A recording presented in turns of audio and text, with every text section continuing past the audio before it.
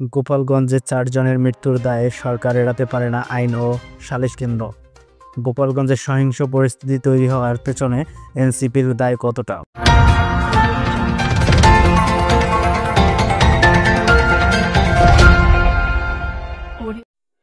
গোপালগঞ্জে ৪ জনের মৃত্যুর দায় এড়াতে পারে না সরকার, আইন ও সালিশ কেন্দ্রের তীব্র প্রক্রিয়া।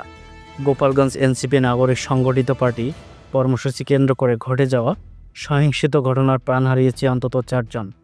এই নিয়ে মৃত্যু সহিংসতার দায় থেকে সরকার কোনোভাবেই মুক্তি পেতে পারে না বলে কড়া ভাষা বিবৃতি দিয়েছে আইন ও সালিশ কেন্দ্র। আশোক জানায়, শান্তিপূর্ণ রাজনীতি কর্মসূচিতে হামলা ও সংঘর্ষের ঘটনায় সরকার, প্রশাসন, আইনশৃঙ্খলা রক্ষাকারী বাহিনীর গাফিলতি দায়ে রয়েছে। এই রকম সহিংসতার ৪ জন নিহত হয়ে অত্যন্ত নিন্দনীয়। গত বুধবার গোপালগঞ্জে এনসিপি একটি শান্তিপূর্ণ কর্মসূচির অবদান করেন, তবে হঠাৎ করে তা রূপ নেয় আতঙ্ক অজ্ঞাত এক মুমূর্ষ ঘটনায়।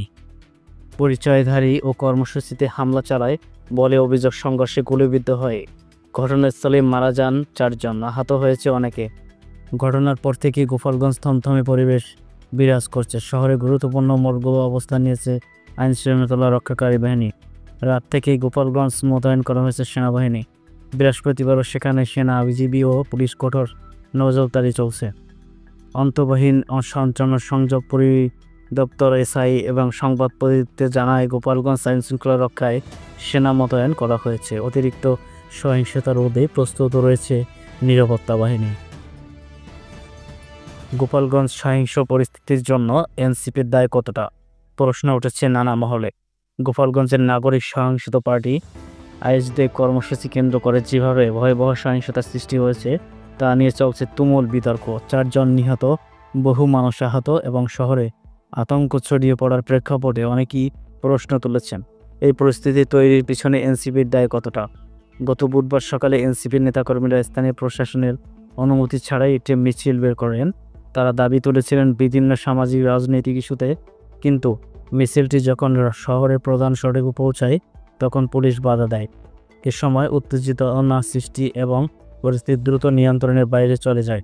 মিছিল থেকে ইটপাটকেল ছোড়া হয়। অনেকেই বলেছেন, এনসিপি যদি পূর্ণমতি সীমিত ও পরিসরে কর্মসূচি করতেও তাহলে এই সহিংসতা এড়ানো যেত।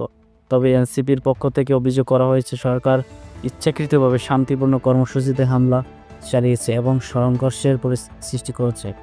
সরকার সূত্রে বলেছে, একটি দল উদ্দেশ্য প্রণোদিতভাবে বিশৃঙ্খলা সৃষ্টি করতে চেয়েছিল।